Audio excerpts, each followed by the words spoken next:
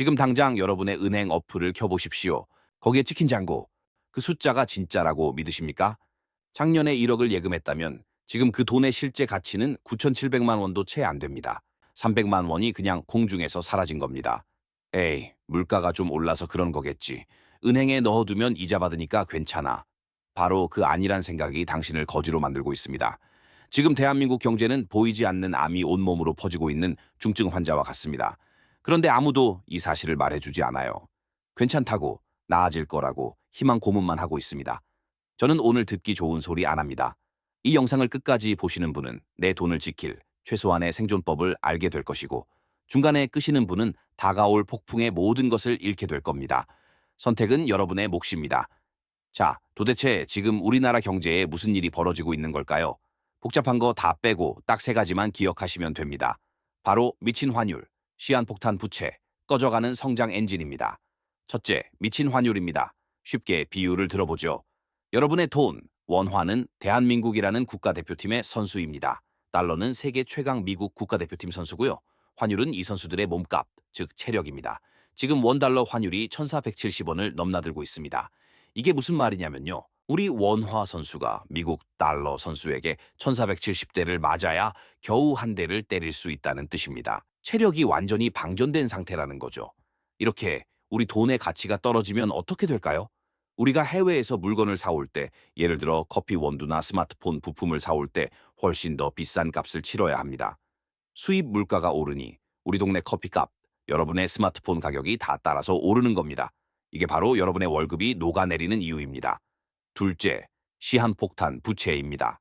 자, 대한민국이라는 큰 집이 있다고 상상해 봅시다. 이 집의 가장 큰 골칫거리가 뭐냐? 바로 빚입니다. 지금 우리나라 가계부채가 GDP, 즉 우리가 1년 동안 버는 돈보다 많아지기 직전인 89.5% 수준입니다. 이게 얼마나 심각한 거냐면요. 옆집 미국은 금리를 팍팍 올리고 있는데 우리는 이 부채 폭탄 때문에 금리를 제대로 올리지도 못하고 있어요. 한국은행 기준금리가 얼마죠? 2.5%입니다. 미국은요, 훨씬 높아요.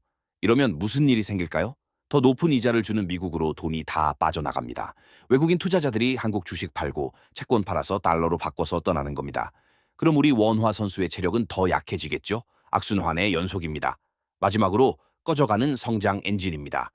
지금까지 대한민국은 반도체, 자동차 같은 확실한 주력 상품을 팔아서 성장해온 나라입니다.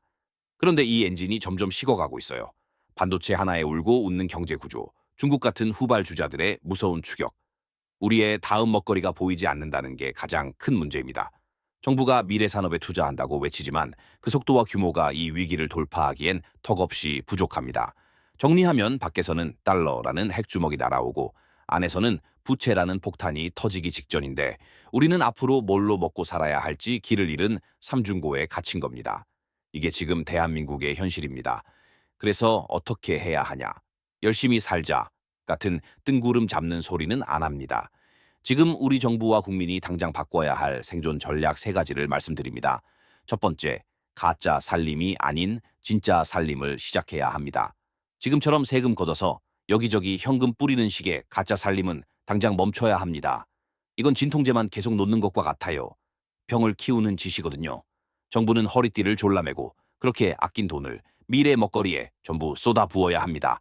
예를 들면 전체 예산의 최소 10%는 무조건 차세대, AI, 바이오, 우주항공 같은 미래 산업 R&D에 투자하도록 법으로 정해야 합니다.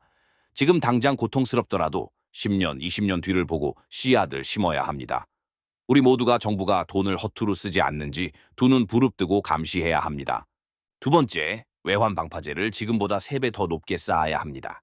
환율이 이렇게 미쳐 날뛰는 건 유사시에 우리가 쓸 수 있는 달러 총알, 즉 외환 보유고가 불안하기 때문입니다. 집에 비상금을 두둑이 쌓아두면 갑자기 돈 나갈 일이 생겨도 마음이 든든하잖아요. 국가도 똑같습니다. 정부는 지금보다 훨씬 공격적으로 외환 보유고를 늘려야 합니다. 그리고 가장 중요한 것, 미국, 일본 같은 기축통화국과의 통화 스와프를 상설화해야 합니다. 통화 스와프가 뭐냐면요. 너희 돈이랑 우리 돈이랑 일단 바꿔놓고 나중에 문제 생기면 그때 정산하자고 약속하는 외환 마이너스 통장 같은 겁니다. 이 마이너스 통장이 있냐 없냐에 따라 외국인 투자자들의 신뢰도가 하늘과 땅 차이로 달라집니다. 이건 정부의 외교력이 총동원되어야 하는 문제입니다. 세 번째, 국민 모두가 달러 자산을 가져야 합니다. 앞에 두 가지가 정부의 역할이라면 이건 우리 스스로를 지키는 방법입니다. 계란을 한 바구니에 담지 말라는 격언 다들 아시죠? 그런데 여러분의 자산은 어떻습니까? 99%가 원화라는 바구니에만 담겨 있지 않습니까? 원화 가치가 떨어지면 그냥 속수무책으로 당하는 겁니다. 지금 당장 여러분 자산의 최소 20%는 달러로 바꾸어야 합니다. 달러 예금, 달러 RP, 미국 주식, 미국 채권 등 방법은 많습니다. 이건 투자가 아니라 보험입니다.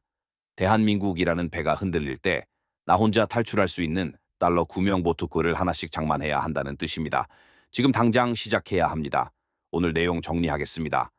하나, 우리 경제는 미친 환율, 시한폭탄 부채, 성장 엔진 고장이라는 삼중고에 빠져 있습니다. 둘, 정부는 재정 다이어트, 외환 방파제 구축이라는 고통스러운 수술을 당장 시작해야 합니다.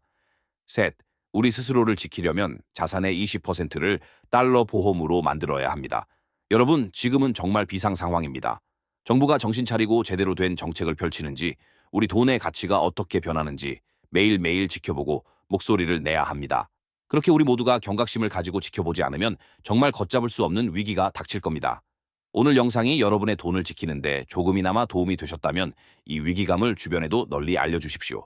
구독과 좋아요는 제가 이 쓴소리를 계속할 수 있는 유일한 힘입니다. 지금까지 얼리얼 채널의 자본주의 생존 수업이었습니다. 감사합니다.